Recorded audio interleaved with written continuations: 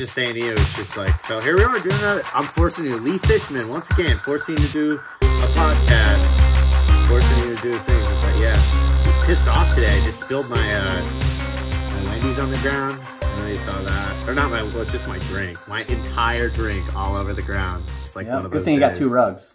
Take one off, hang on the side.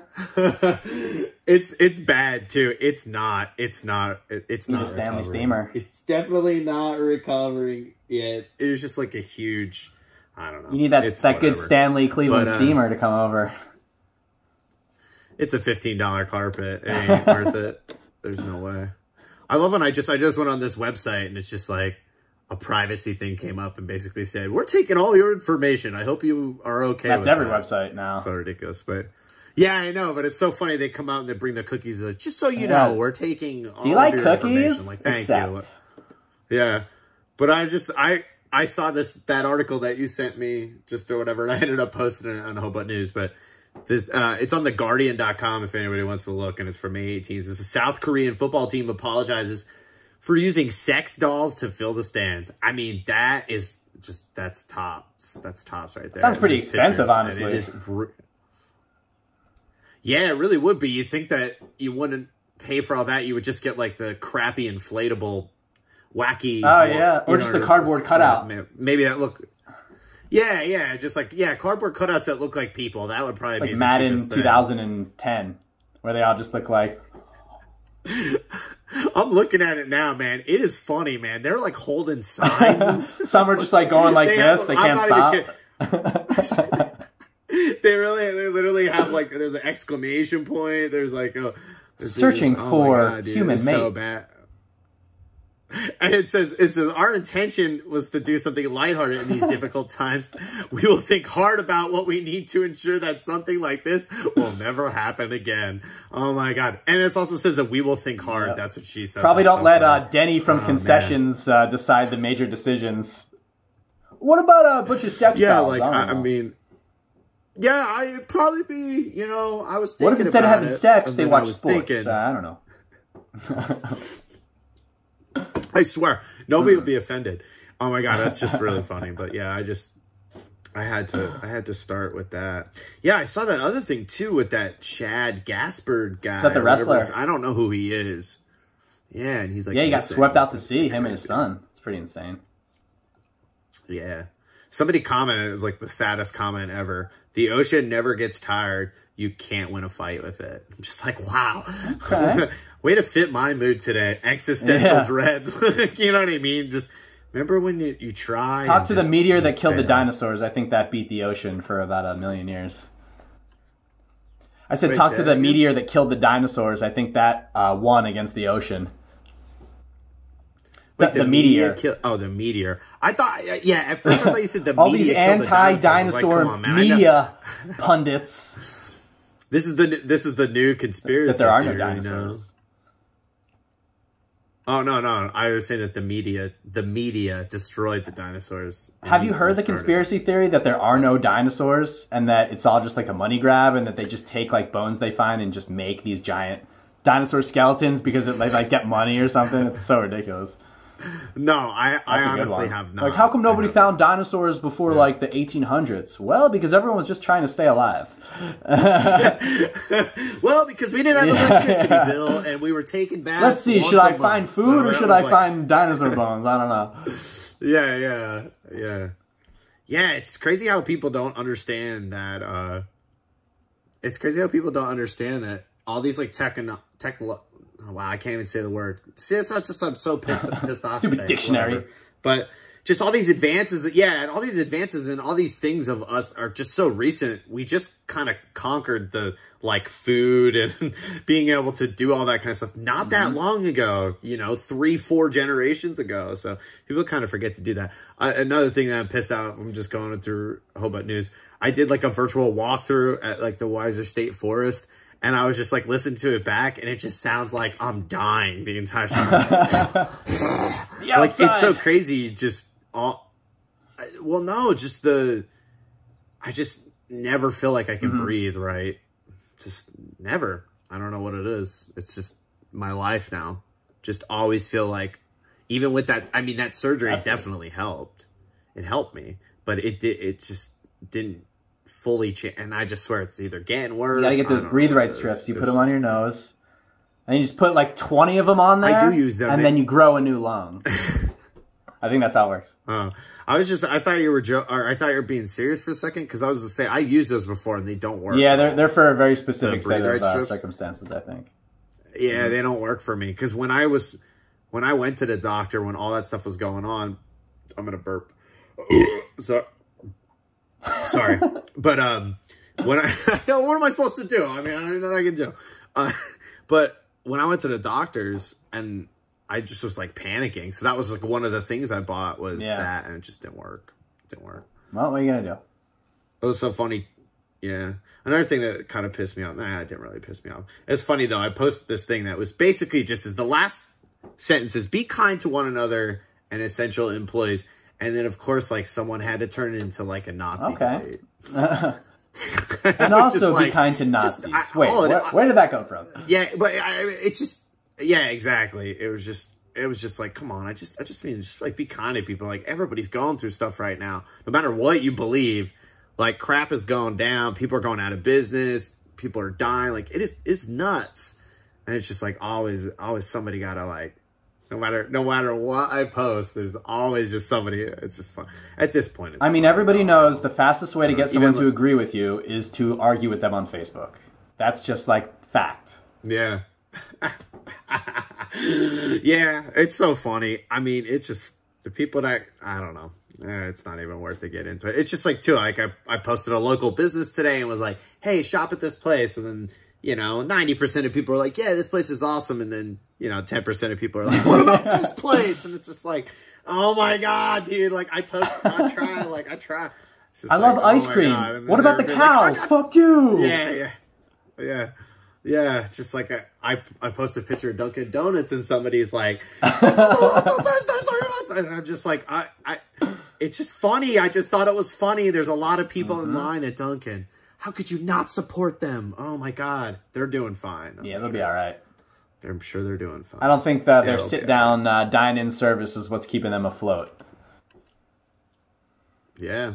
So what are you gonna do now? I mean, you're a server now. What the heck? I guess I'll just become a miner and just start like mining for resources, selling them.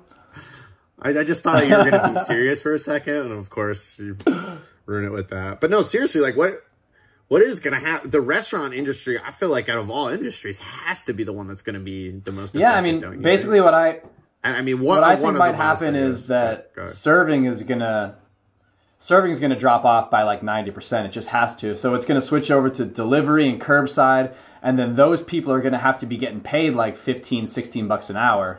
Otherwise, it's not worth it. You know what I mean? Because if they're making $2.83 an hour plus tips, like you're not going to sustain yourself off that. So they're going to have to make like, you know, between $12 and $15 an hour plus tips. That's what those people are going to have to make to be able to sustain any kind of restaurant business model that doesn't employ robots.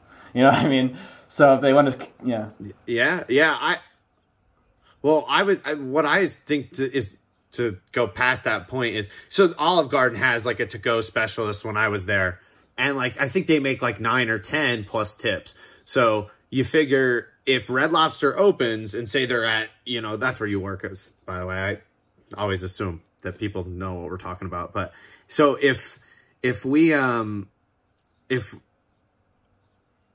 bartenders, so you have like 2 bartenders, 2 takeout people, and whatever. I mean, the bartenders can serve tables. So between the bartenders and the takeout people, if they can do that kind of stuff, plus the managers and cooks, servers almost become obsolete, right? You know, because how many people are really dining in? Most people are just coming in, maybe coming to the bar, getting the takeout order, and that's going to be more of a majority now. Because if you have, you know, what does Red Lobster have? I mean, Olive Garden has, I think, 53 plus the bar seat. So I'm assuming, yeah, so I'm saying, so yeah, so 60 tables, you have 55, 60 tables. So when you first open, you're only going to be able to seat 20 of those tables. So already you have a third of the servers, you know, and then what, Lee, are you going to walk up in a mask and be like, hey, dang, you got to try this good? You know, like, are you going to have to wear a mask like while you're a server? Like, yeah, But and so it's like, are people going to want to do that? I think it's going to be those tabletop things. I think those are going to turn into full service ordering kiosks. And then somebody brings your food but doesn't have to actively talk to you at the table. And then if you need something, you just like hit a button on there. And then like I get like on my like iPad in the back, I say, oh, needs butter at this table. So then I have my mask on and I walk over with the butter. Here we go. And then I, leave. Yeah, and I think that has to eliminate tipping because people are never going to tip in that situation because like, you know what I mean? Like, what? I'm going to tip a robot? And, yeah, so yeah, that makes more sense. So what, like a food runner, like at Olive Garden, we had food running. So you'd be a food runner, and you would just basically take the food to the tables. So like you said, you take the kiosk, you sit down, you go through the menu, you place your order, and then someone just drops it off. And then the manager comes by one time is, did you enjoy your meal? And then, you know what I mean? And then, yeah, and then you maybe would have like an option to leave a tip on the kiosk or whatever, but tips would be significantly less. And then it would probably be shared between. Yeah. I mean, I would have no problem ordering on a kiosk. That's what I assumed. I feel like this is just kind of accelerating all the things that were going to happen eventually anyway with automation. I mean, yeah, they already have the kiosks on the table. Sorry, I keep moving. Somebody's messaging me. Oh, no, you're good. So, I mean, you could, at the kiosk at Red Lobster, we just got them pretty recently, but you can't order food on them, but you can look at appetizers, look at desserts, and you can pay on there. So, I mean, is it really that far of a stretch to have the whole menu on there? Just select what you want, and then type in a special instruction? Yeah, I mean, Olive Garden is...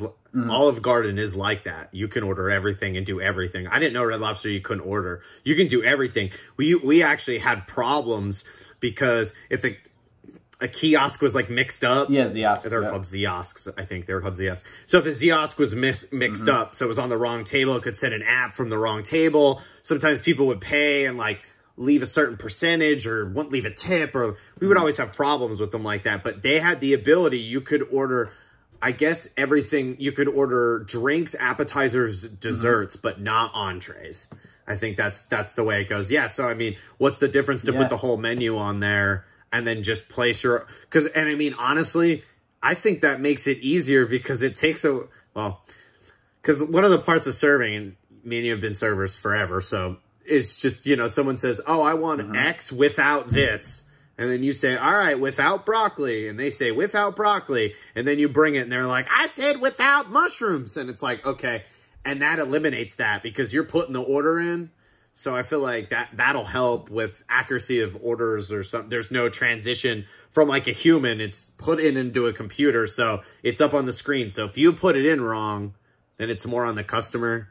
But like you would always get blamed for that. Look at Panera's model where you go to the computer, you literally select everything, you can custom make anything you want, and then how many times have you had to like call someone at Panera like, excuse me, can you help me? Like you never have to. It's so simplified. You select literally every ingredient, and then you just go pick it up. So I mean, that's what everything is going to be. Literally, here's the dish. If you want to create your own, you can do that because why not? You know what I mean? Why can't you create your own meal? Especially if there's no servers, hit the buttons you want. It's all put together, and then it comes out. Yeah. Yeah, like you said, accelerating. Everything's going to accelerate more now. But that's what I'm saying. When I first started at Olive Garden, we didn't have Ziosks.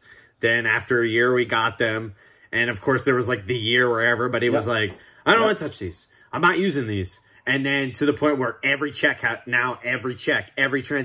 everything goes through there. They took away the terminal's ability inside, so even if an old person now says, I don't want to use this card, we don't have another machine. This is the only machine and that's been the progression of it. So that's going to make that. But I just feel like that eliminates we were servers, so we were like the last group of servers, because like servers is such a, I don't want to say art form, but like taking care of people in like that form it's just like the ultimate customer very service. Unique job. And it's, it's like it really is. Like you are that person's, like you are there to serve that person and like make it a show and do all the things and say all the right things and not spill anything everywhere and like all that kind of stuff. there is definitely a lot of responsibility. I mean, knowing it from. I mean, servers. If a robot could be a server, right. that's the ultimate test of AI, because you have to think about so many different things and juggle so many things. You have 5 tables, and each one of those tables has 4 people at them, and each one of those people has a different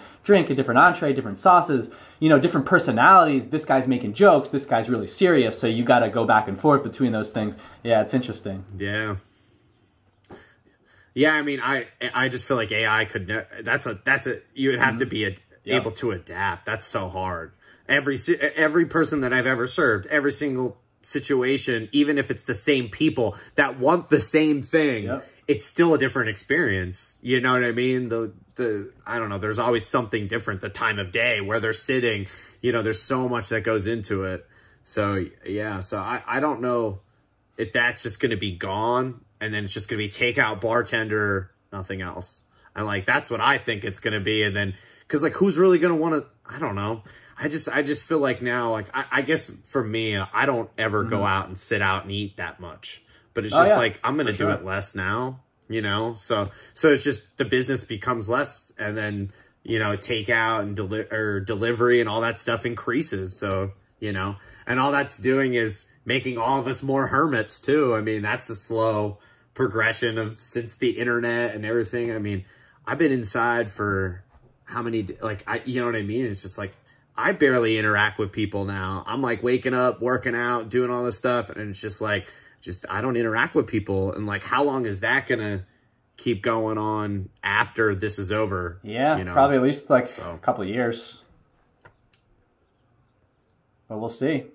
I mean, it really depends on if all these places opening up and people start getting sick, if it starts getting bad again. But I mean, maybe, you know, we were saying before, like, people are so like entrenched in their decisions and their opinions. But I mean, you know, if somebody came to me and said, hey, look, everything's opening up and everything's like okay and it's going to be fine, I would say, okay, that's great. Or if they said to me, look, everyone's getting sick, we got to stay inside, I'd say, okay, I'm going to go by what the evidence is, and if that changes day to day, then I'm just going to ride that wave and just see how it goes. But some people get so entrenched in one way or the other, they know the answer. This is the correct information. That's the correct information. But nobody really knows.